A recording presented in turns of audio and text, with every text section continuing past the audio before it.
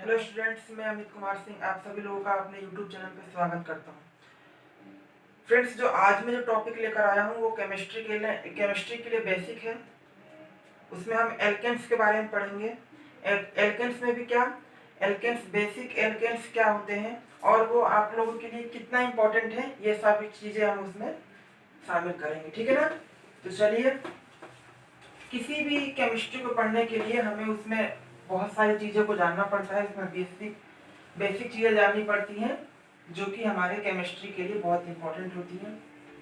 और खासकर बात करें जब हम ऑर्गेनिक केमिस्ट्री की, तो ऑर्गेनिक केमिस्ट्री में क्या होता है कि हमें एल्केन्स के बारे में जानना पड़ता है, हमें वर्ड रूट के बारे में जानना पड़ता है। हमें उसमें कार्बन्स के बारे में जानना पड़ता है, कार्बन्स के पास कितनी वैलेंसी होती है, इन सब चीज़ों को शामिल किया जाता है।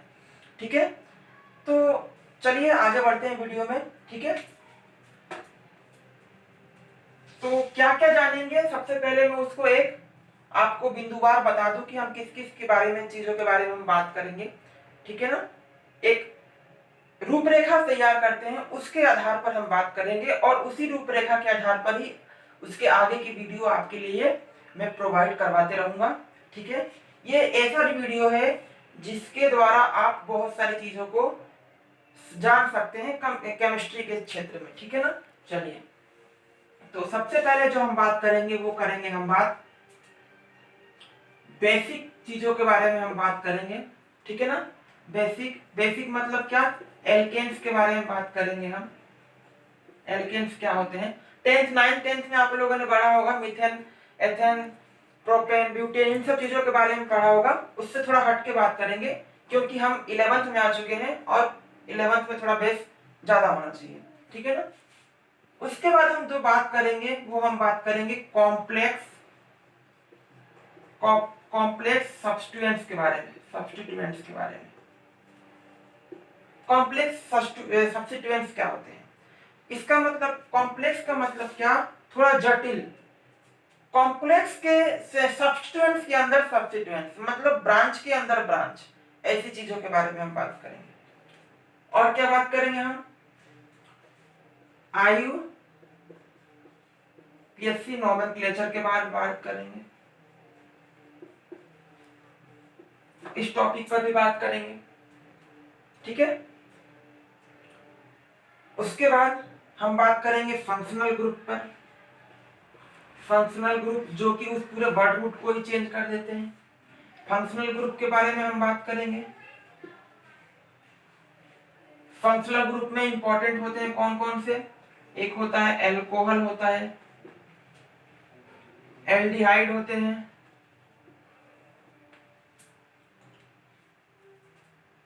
एल्डिहाइड हो गया आपका, कार्बोक्सिलिक एसिड हो गया,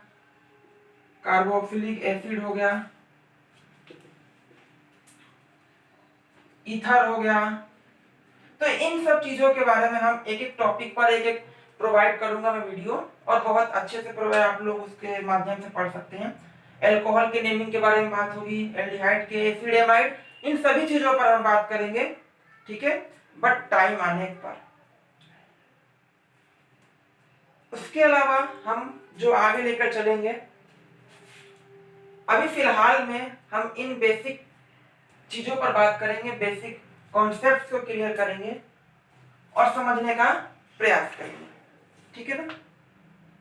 चलिए, तो वीडियो में बने रहिए और समझते हैं।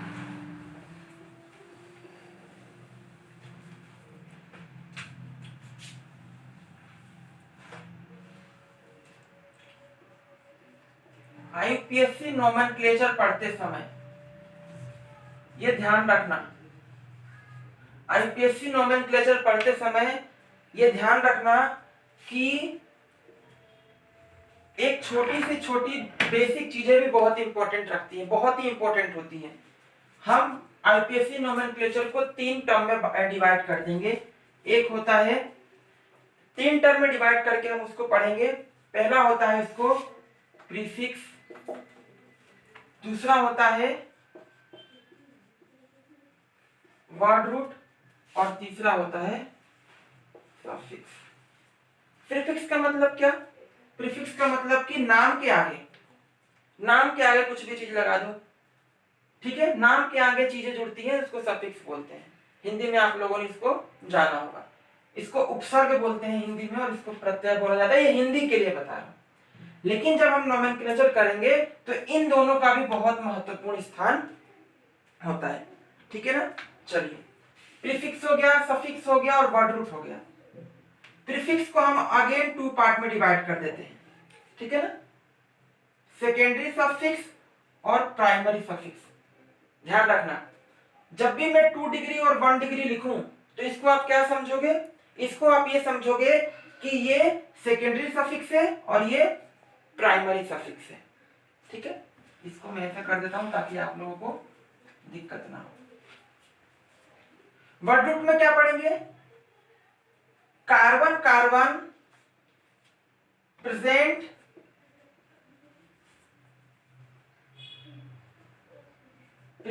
इन मेन चेन, मतलब उस मेन चेन में कितने कार्बन प्रेजेंट है वो देखना है। मतलब कि हमें क्या पता करना है, नंबर ऑफ कार्बन। यहां पर आप लिख सकते हो number of carbon present in main chain. Word root हमेशा ये बताएगा कि उस मेन चेन में कितने कार्बन मौजूद हैं, ठीक है ना। इन सब चीजों की हमें जानकारी मिलेगी, ठीक है।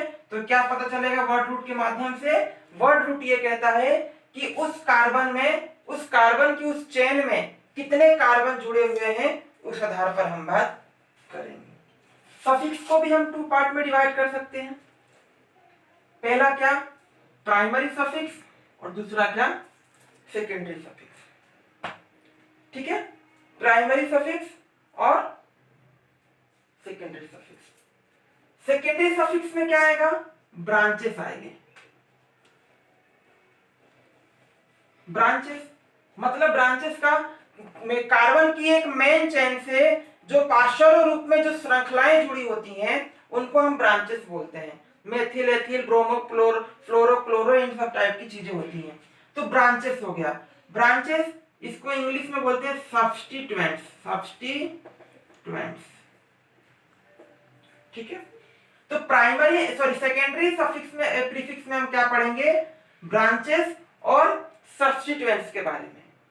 नेमिंग करते समय इसका यूज करेंगे। सबसे पहले क्या, सेकेंडरी प्रीफिक्स।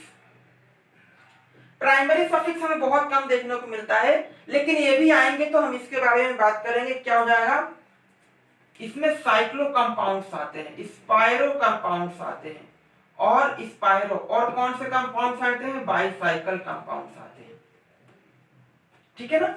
तो इन सब चीजों का यूज हम बाद में करेंगे, लेकिन करेंगे, ये भी मैं बता रहा हूं, करेंगे यूज, लेकिन अभी नहीं, बाद में करेंगे जब इन सब साइक्लो टॉपिक आएगा, एरोमेटिक का टॉपिक आएगा तब। अभी प्रीफिक्स में सेकेंडरी प्रीफिक्स बहुत इंपॉर्टेंट है, ये ध्यान रखना, ठीक है। इसमें मैंने आपको बता ही दिया कि कार्बन कार्बन चेन में कितने नंबर ऑफ कार्बन प्रेजेंट हैं, वर्ड रूट उसको बताएगा, ठीक है। चलिए, अब हम सफिक्स में, वो भी कैसा, प्राइमरी सफिक्स में हम क्या बात करेंगे कि कार्बन और कार्बन के बीच में बॉन्ड कौन सा है, यानी types of bond. Types of bond बताएंगे क्या, टाइप्स ऑफ बॉन्ड बताएंगे क्या, प्राइमरी सफिक्स, ठीक है ना। और फिर सेकेंडरी सफिक्स में हम बात करेंगे फंक्शनल ग्रुप की, ठीक है। तो ये वाला जो चार्ट है ना बहुत इंपॉर्टेंट है आप लोगों के लिए, बहुत ज्यादा इंपॉर्टेंट है, ठीक है। तो प्रीफिक्स में, सेकेंडरी प्रीफिक्स में ब्रांचेस सब्स्टिट्यूएंट्स के बारे में पढ़ेंगे, साइक्लो, स्पाइरो और बाइसाइकिल के बारे में हम बाद में पढ़ेंगे, लेकिन टॉपिक आएगा वो भी। वर्ड रूट क्या बताता है, वर्ड रूट ये बताता है कि नंबर ऑफ कार्बन इस स्ट्रेट चेन में कितने प्रेजेंट है, ये बताता है। और सफिक्स क्या बताता है कि 1 डिग्री, मतलब प्राइमरी सफिक्स ये बताता है कि कार्बन और कार्बन के बीच में कितने प्रकार के बॉन्ड प्रेजेंट होते हैं, ये उनकी बात बताता है, ठीक है।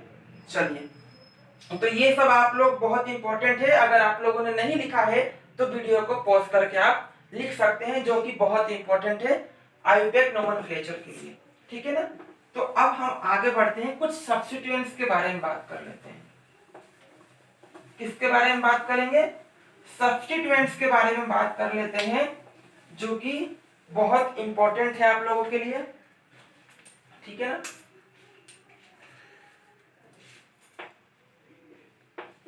सब्स्टिट्यूएंट्स, सब्स्टिट्यूएंट्स के बारे में बात कर लेते हैं। ठीक है।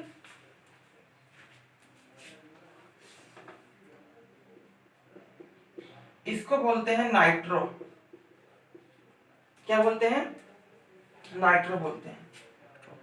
और इसको बोला जाता है हेलोजन।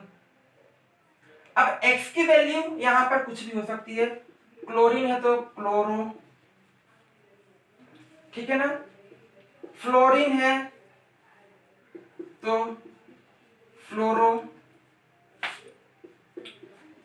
ये बॉन्ड इसलिए लगा रहा हूं कि ये किसी से अटैच है, ठीक है, इसको ध्यान रखिएगा। ब्रोमीन है तो ब्रोमो, ठीक है। आयोडीन है तो आयोडो। ये सब क्या है? ये सब्स्टिट्यूएंट्स हैं, जो कि हमें कहीं ना कहीं आपको कार्बन के चेन के साथ जुड़ी हुई होती हैं, वो हमें दिखाई देती हैं। तो उसमें हमें क्या करना पड़ता है? बहुत सारी चीजों को शामिल करना पड़ता है। ठीक है ना। ये क्या है? इसका नाम हम रखेंगे नाइट्रोसो। नाइट्रोसो। ये क्या है? इसको हम बोलते हैं एल्काइल। इसको हम बोलते हैं एल्काइल। जो भी बात होगी, जितनी भी बात होगी, इन्हीं के आधार पर बात होगी। जितनी भी आप केमिस्ट्री में, ऑर्गेनिक केमिस्ट्री में पढ़ाई करोगे, इन्हीं विषयों पर बात होगी। इसमें क्या हो सकता है? CH3, ये है मिथाइल, ठीक है ना। उसके बाद C2H5, ये क्या है? ये इथाइल है। इन्हीं सब विषयों पर बात होगी, ठीक है ना। तो ये सब्स्टिट्यूएंट्स होते हैं, जो कि कार्बन की चेन के साथ कहीं ना कहीं हमें दिखते हैं और उनका हमें नोमेनक्लेचर करना पड़ता है। तो ये सब चीजें भी आपको क्या होना चाहिए? पता होना चाहिए। ठीक है ना। चीजें अपन को सब कुछ आती हैं, बट हम उसको एक बार रिकॉल करना चाहिए, उन चीजों पर बात करनी चाहिए। हमने सब्स्टिट्यूएंट्स के ऊपर बात कर ली, आपको ये समझ में आ जाना चाहिए। बहुत इजी है, किसी भी चीज की कोई प्रॉब्लम नहीं है, बहुत इजी है। ये सब्स्टिट्यूएंट्स ऐसे हैं कि आपको कहीं ना कहीं दिखाई देंगे। इसको हम बोलते हैं N3, जिसको बोला जाता है एजो। क्या बोला जाता है? एजो। तो ये सब चीजें आपको आना चाहिए, बहुत इंपॉर्टेंट है। ठीक है। आगे बढ़ेंगे तो बहुत बेसिक सा चीज बता रहा हूं मैं आपको। पहले वाली वीडियो में मैं बता चुका हूं, पहले वाली वीडियो में मैंने ये चीज बता दी है आप लोगों को, लेकिन एक बार और हम क्या करते हैं, उस टॉपिक पर हम बात कर लेते हैं, उस चीजों पर भी हम बात कर लेते हैं। सभी लोगों को पता होना चाहिए कि 1 कार्बन को हम क्या बोलते हैं? मेथ बोलते हैं। 2 कार्बन को एथ बोलते हैं। 3 कार्बन को प्रोप बोलते हैं। ये सब चीजें तो हम बात कर चुके हैं, लेकिन एक बार और सही, क्या बोलते हैं? ब्यूट बोलते हैं। 5 कार्बन को पेंट बोलते हैं। 6 कार्बन को हेक्स बोलते हैं। दरअसल यही क्या है? यही अपना वर्ड रूट है। भाई अगर कार्बन की चेन में स्ट्रेट चेन है और उसमें 6 कार्बन हमें दिखते हैं, तो हम उसको क्या बोलेंगे? हेक्स बोलेंगे ना। क्या बोलेंगे? हेक्स बोलेंगे। ठीक है। एक्स नहीं दिखा, क्या बोलेंगे हम उसको? हेक्स बोलेंगे। ओके। 7 कार्बन को हम क्या बोलेंगे? हेप्ट बोलेंगे। ठीक है। 8 कार्बन को क्या बोलेंगे? ऑक्ट बोलेंगे। 9 कार्बन को क्या बोलेंगे? नॉन बोलेंगे। और 10 कार्बन को क्या बोलेंगे? डेक बोलेंगे। अभी तक आपने इतना पढ़ा हुआ था, कब? 10th क्लास तक। हाई लेवल, वैसे पूछेगा नहीं लेकिन बता रहा हूं। 11 कार्बन को अनडेक बोलेंगे, 12 कार्बन को डूडेक बोलेंगे, 13 कार्बन को ट्राइडेक बोलेंगे, 14 कार्बन को क्या बोलेंगे, टेट्राडेक बोलेंगे, ठीक है। 15 कार्बन को पेंटाडेक बोलेंगे, 16 कार्बन को हेक्साडेक बोलेंगे, 17 कार्बन को जो चीजें यहां पर है उसी के आगे डेक लगाना है, हेप्टाडेक बोलेंगे, ठीक है। ऐसे ही 18, 19, 20 को हम चेंज कर देंगे, 20 को इयोकोस बोलेंगे, 20 कार्बन को हम इयोकोस बोलेंगे, ठीक है ना। तो ये था अपना वर्ड रूट, जो कि आईयूपीएससी नोमेनक्लेचर के समय एक इंपॉर्टेंट रोल प्ले करता है, बहुत इंपॉर्टेंट चीज है। अगर वर्ड रूट आपको नहीं आता तो you can't give a nomenclature of the compound, किसी भी कंपाउंड का आप नोमेनक्लेचर नहीं कर सकते हैं, ठीक है। तो ये सब चीजें आपको वर्ड रूट पूरा पता होना चाहिए, तब जाके आपको चीजें आएंगी। तो जो मैंने अभी इसके जस्ट पहले सब्स्टिट्यूएंट से बात करी थी, वो मैंने सेकेंडरी प्रीफिक्स के बारे में बात कर ली थी। ये अब वर्ड रूट के बारे में बात कर रहे हैं। अब जो हम पार्ट जो मैं बताने वाला हूँ वो किसकी बात बताऊंगा मैं, तो इसको अगर नहीं लिखा था तो पॉज करके लिख लेना, ठीक है। बहुत इजी है, 10 तक पढ़ा है, बहुत इजी है। ये वर्ड रूट है, ये बहुत इंपॉर्टेंट है, जो कि इस पर बात कर लिया हमने। अब हम प्राइमरी सफिक्स के बारे में बात करेंगे। प्राइमरी सफिक्स में उसमें क्या बात हुई थी कि कार्बन और कार्बन के बीच में टाइप्स ऑफ बॉन्ड बताता है। क्या बताता है कि उसके अंदर बंध कितने प्रकार के हैं। तो देखो, जब भी कार्बन और कार्बन के बीच में सिंगल बॉन्ड आए, क्या है, सिंगल बॉन्ड आए, तो उसको हम क्या बोलेंगे, एन बोलेंगे, ठीक है ना। जब भी कार्बन और कार्बन के बीच में कैसा डबल बॉन्ड आए, कैसा डबल बॉन्ड आए, तो उसको हम क्या बोलेंगे, इन बोलेंगे, ठीक है। और जब भी कार्बन और कार्बन के बीच में ट्रिपल बॉन्ड, त्रिबंध आ जाए, त्रिबंध आ जाए, तो उसको हम क्या आ जाए ट्रिपल बॉन्ड आ जाए, तो उसको हम आयन बोलेंगे, ठीक है। तो ये प्राइमरी सफिक्स का था। इसमें हमने कार्बन और कार्बन के बीच में कितने टाइप्स के बॉन्ड होते हैं वो चीज बता दी। जब चेन में जैसे कि देखो, ये 1 2 3 4, ये 5 हो गया। अब 5 कार्बन है यहाँ पर, देखो 1 2 3 4 5, ठीक है। 5 कार्बन है, तो 5 कार्बन को हम क्या बोलते थे, पेंट बोलते हैं क्या। और 1 2 चारों तरफ सिंगल बॉन्ड है, तो लास्ट में यहाँ पे एन लगा दो ना, बन गया अपना पेंटेन। बहुत इजी है, किसी भी चीज को बनाने के लिए आप बहुत इजी तरीके से कर सकते हो। ये चीजें मैं बताऊंगा अभी, ये तो मैंने अभी ऐसे ही एग्जांपल के तौर पर आपको बता दिया, बताऊंगा उसके बारे में भी बात करेंगे। उसी के ऊपर तो बात करना है पूरी वीडियो में, पूरी कार्बन चेन के ऊपर बात करेंगे, कैसी कैसी परिस्थितियां हमारे सामने आती है और उसको हम सॉल्व करते जाएंगे, ठीक है। तो ये चीजें थी, इसको आप अच्छे से करिए, ठीक है ना। उसके बाद मैं जो बताऊंगा फिर अपन उसमें आगे बढ़ेंगे, उस टॉपिक पर हम बात करेंगे। कर दिया,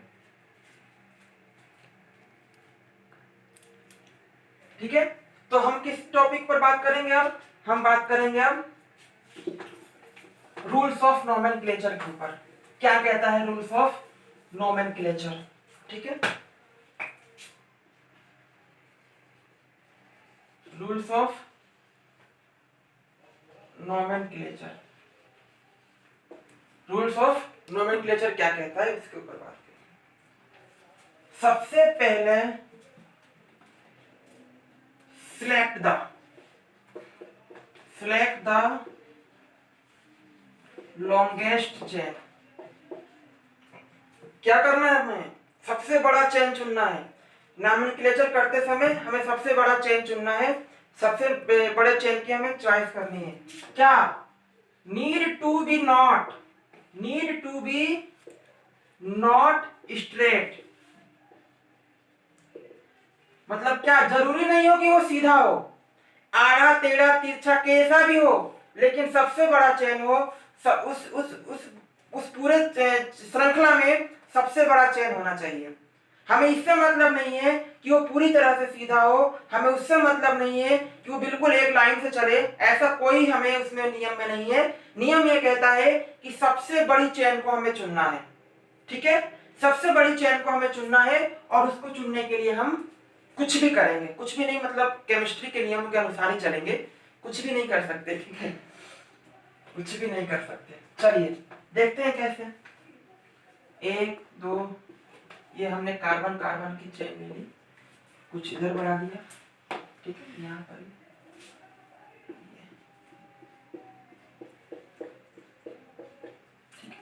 गिनते हैं कि सबसे बड़ी चेन क्या हो सकती है। ध्यान देना, 1 2 3 4 5 6 7, इसमें 7 है। एक और चांस देखते हैं, 1 2 3 4 5 6 7 8 9 10। क्या कहता है, सिलेक्ट द लॉन्गेस्ट चेन, मतलब सबसे बड़ी चेन का हमें चयन करना है। जरूरी नहीं है कि वो बिल्कुल सीधी हो, आड़ी टेढ़ी तिरछी मेरी कैसे भी हो सकती है। तो आपको ये देखना है कि सबसे बड़ा कार्बन कहाँ नजर आ रहा है, 1 2 3 4 5 6 7, इसमें तो 7 ही है। अब एक और ट्राई करते हैं जो ये वाली है, 1 2 3 4 5 6 7 8 9 10। हाँ, यही हमारी सबसे बड़ी चेन है। तो कौन सी होगी, ये वाली।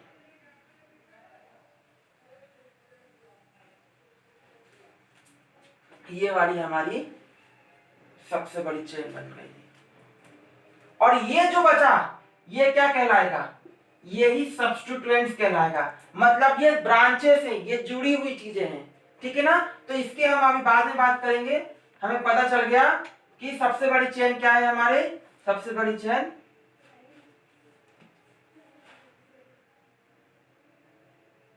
10 कार्बन वाली है, ठीक है। सबसे बड़ी चेन क्या है हमारे पास, 10 कार्बन वाली, यानी कि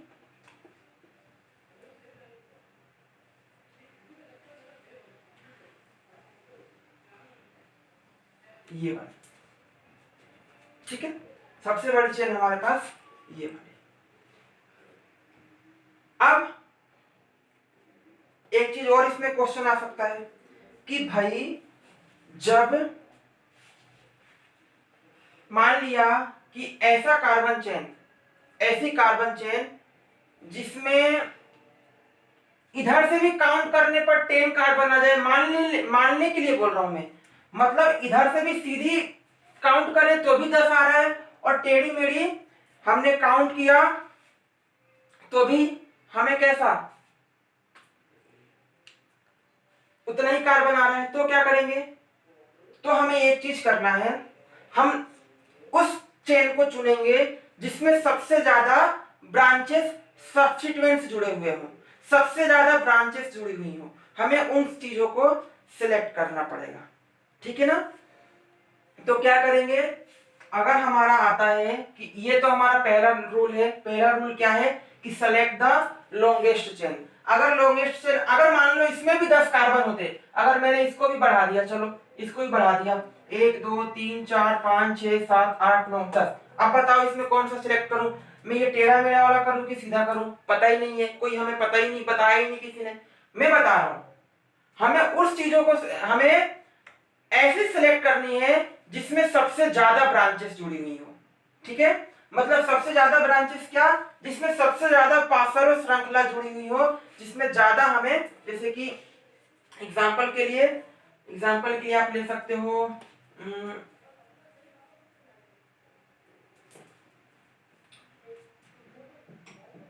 आप जैसे कर सकते हो, जैसे मान लो इसका पहले नियम लिख लो,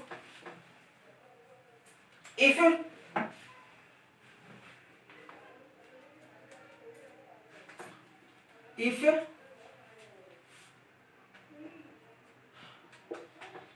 two or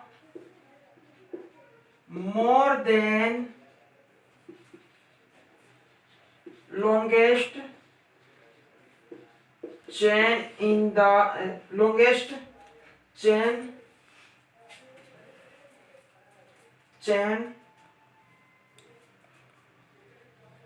they are so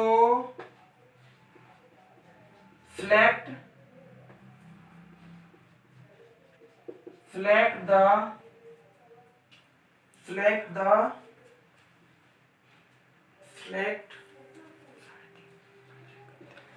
one of the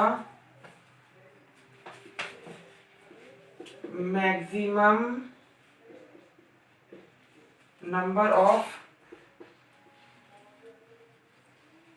branches. मतलब कि क्या, अगर हमें पता चले कि किसी कार्बन की चेन में दो या दो से अधिक भी क्या है, लॉन्गेस्ट चेन है, तो हमें उन चेन को चॉइस करना है जिसमें कि ब्रांचेस ज्यादा हों। ठीक है ना, तो इन सब चीजों का हमें ध्यान रखना है। चलिए आगे बढ़ते हैं, ये सब चीजें आप लोग इसको लिख लीजिएगा। चलो अब नेक्स्ट, ये सेकंड रूल था, थर्ड रूल बता रहा हूं मैं आपको।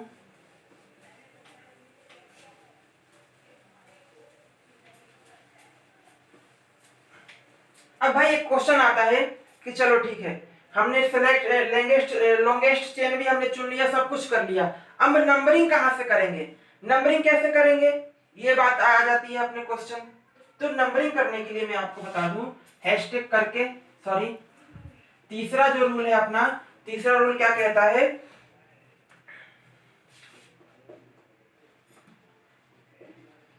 Numbering from that side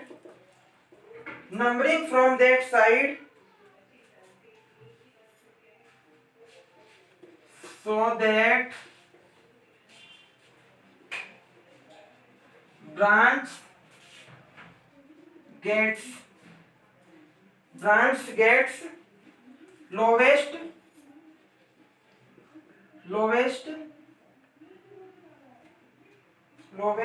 locant number।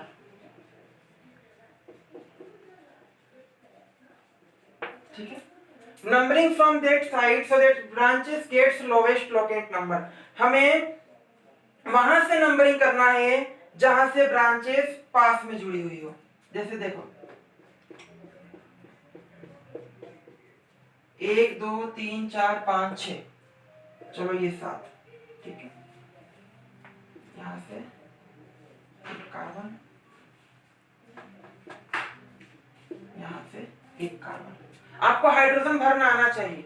Hydrogen कैसे भरते हैं, हाइड्रोजन मतलब कार्बन क्या है, कार्बन टेट्रावैलेंसी होती है, कार्बन कौन सी, टेट्रावैलेंसी होती है, उसमें 4 बॉन्ड शेयर करता है। ठीक है ना, यहाँ पर एक बॉन्ड कंप्लीट है, 3 हाइड्रोजन बाकी है, लगा दिया। यहाँ पर 2 बॉन्ड कंप्लीट है, 2 बाकी है, 2 लगा दिया। यहाँ पर भी 2 कंप्लीट है, 2 लगा दिया। यहाँ पर कितने हैं, 3 कंप्लीट है, 1 लगा दिया। यहाँ पर 1 2 3 3 कंप्लीट है, 1 लगा दिया। यहाँ पर 2 बॉन्ड कंप्लीट है, 2 लगा दिया। यहाँ पर एक कैसा है, सेटिस्फाइड है, 3 लगा दिया। यहाँ पर एक सेटिस्फाइड है, 3 लगा दिया। यहाँ पर एक दो सॉरी यहाँ पर एक सेटिस्फाइड है, 3 लगा दिया। ठीक है, तो आपको पता चल गया कि हाइड्रोजन कैसे भरते हैं। हाइड्रोजन भरने का सबसे इजी तरीका है, देख लो कार्बन में कितनी सारी चीजें, कार्बन कितने बॉन्ड शेयर कर रहा है, जितना बच रहा है उतना हाइड्रोजन उसमें जोड़ दो। समझ में आया, एक बार हमें ये देखना पड़ेगा कि कार्बन कितने बॉन्ड शेयर कर रहा है, 4 करता है, ये 2 कर रहा था, 2 बच रहा था, इसलिए 2 हाइड्रोजन हमने जोड़ दिया, सिंपल। अब बार बार ये चीजें नहीं बताने वाली, ये चीजें हमें 10वीं में पता होनी चाहिए। ठीक है, तो ये था आपका तरीका, क्या, हाइड्रोजन को ऐड करने का, कहां, कार्बन की चेन में। अब हमें पूछना है सबसे बड़ा सवाल, भाई नंबरिंग कहां से करें, किसको फर्स्ट नंबर दें। तो रूल कहता है कि फर्स्ट नंबर उसको दिया जाता है जहां पर पार्श्व श्रृंखला पास पड़ती हो।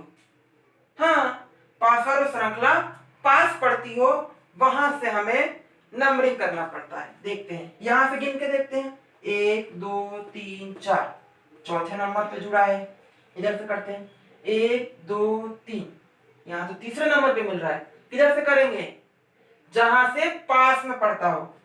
चौथे नंबर पे पास पड़ रहा है कि तीसरे नंबर पे, बताओ, तीसरे नंबर पर, यानी कि नंबरिंग कहां से होगी, नंबरिंग उधर से होगी।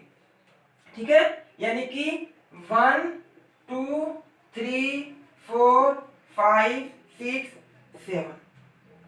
नंबरिंग कहां से होगी? उधर से होगी। क्यों? क्योंकि वहां से जो ब्रांच है वो पास में पड़ रहा है, यानी वहां से आते ही हमें तुरंत हमें क्या ब्रांचेस मिल रही है, और यहाँ पर चौथे नंबर पे था, वहां से तीसरे नंबर पे। तो छोटे वाले को ज्यादा प्राथमिकता, मतलब छोटे वाले चीजों को ज्यादा प्राथमिकता दी जाती है। ठीक है, तो आपका ये हो गया। इसका नाम क्या होगा? बताओ कोई, इसका नाम क्या होगा? क्या होता नाम में? नाम लिखते समय क्या लिखना पड़ता है? सबसे पहले सब्स्टिट्यूएंट्स लिखना पड़ता है। तो सब्स्टिट्यूएंट्स में ये क्या है? सब्स्टिट्यूएंट्स में चलो एक इधर से भी कर लेते हैं। 1 2 3 4 5 6 7। एक इधर से भी नंबरिंग कर ली, एक इधर से भी नंबरिंग कर ली। ठीक है ना? तो सबसे पहले सब्स्टिट्यूएंट्स लिखना पड़ता है। सब्स्टिट्यूएंट्स क्या है? मिथाइल है। कौन से नंबर पे मिथाइल है? तीसरे नंबर पे। कौन से नंबर पे मिथाइल है? मिथाइल नहीं, मिथाइल है तीसरे नंबर पे। तो 3 मिथाइल। तीसरे नंबर पे देखो, तीसरे नंबर इधर से नंबरिंग किया था तो तीसरे नंबर पे मिथाइल जुड़ा था, इसीलिए मैंने लिख लिया तीसरे नंबर पे मिथाइल जुड़ा हुआ है। ठीक है, और कौन से नंबर पे जुड़ा हुआ है? एक ही साथ लिख लेते हैं। तीसरे नंबर पे जुड़ा है और चौथे नंबर पे जुड़ा है। तो तीसरे और चौथे नंबर पे कितने मिथाइल हो गए? 1 और 2। कितने मिथाइल हो गए? 2। तो 2 को क्या लिखते हैं? Di methyl. अब देखो 3 4, 3 नंबर पे और चौथे नंबर पे, मतलब 3 और 4 नंबर पे मिथाइल जुड़ा हुआ है, इसी कारण हमने 3 4 डाई मिथाइल लिख दिया। अब ये देखेंगे कि कार्बन में कितनी चेन है। 1 2 3 4 5 6 7, 7 चेन है। 7 वाले कार्बन को क्या बोला था? हेप्ट बोला था, और चारों तरफ सिंगल बॉन्ड है, इसीलिए एन लगा दिया। तो क्या बन गया? 3 4 डाई मिथाइल हेप्टेन। इसका एक और नाम होगा। ये नाम इस आधार पर हुआ है कि नंबरिंग हमने इधर से इधर की है। अब हम नामकरण कैसे करेंगे? नंबरिंग इस साइड वाले से। ठीक है, चलो इस साइड से नंबरिंग जब हमने करी थी तो क्या था? चौथे नंबर पे हमारे पास एक मिथाइल जुड़ा हुआ है और एक 5वें नंबर पे मिथाइल जुड़ा हुआ है। ठीक है ना? इसमें भी कितने मिथाइल है? 1 2, 2 मिथाइल है तो डाई, 3 मिथाइल होता तो ट्राई, 4 मिथाइल जुड़ा होता तो टेट्रा। तो 4 5 डाई मिथाइल, और 7 ही कार्बन है तो 7 कार्बन को हेप्ट और चारों तरफ सिंगल बॉन्ड है तो एन। अब बताओ दोनों में से नाम कौन सा सही होगा? मैं बताऊं? दोनों में से नाम ये वाला सही होगा, ये वाला। क्यों? क्योंकि ये वाले को इसलिए हमने गलत मान लिया क्योंकि हमने नंबरिंग इस साइड से करी है।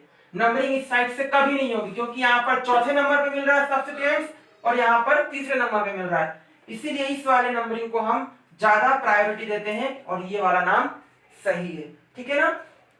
तो अभी तक मैं अभी इतना ही बता रहा हूं। जब भी मैं नेक्स्ट वीडियो लेकर आऊंगा तो मैं उसके आगे के जो रूल्स हैं वो बताऊंगा। अभी समय का मुझे अभाव है, तो जब भी मैं इसके आगे की जो वीडियो में लेकर आऊंगा तो उसमें हम बात करेंगे इसके आगे के नियमों के बारे में। और टॉपिक जो आपको मैंने बताया है उसको अच्छे से समझिए, बहुत बेसिक चीज है और आप बहुत अच्छा कर सकते हो। ठीक है ना? तो तब तक के लिए आपको आपके लिए धन्यवाद और बेस्ट ऑफ लक। आप अच्छे से इसको पढ़ाई कीजिए और इस पर बात कीजिए, दोस्तों से बात कीजिए, सभी को ये वीडियो शेयर कीजिए और सभी समझने का प्रयास कीजिए। इसके आगे के नियमों के साथ मैं बहुत जल्द आपके लिए वीडियो लेकर आऊंगा। बहुत बहुत धन्यवाद।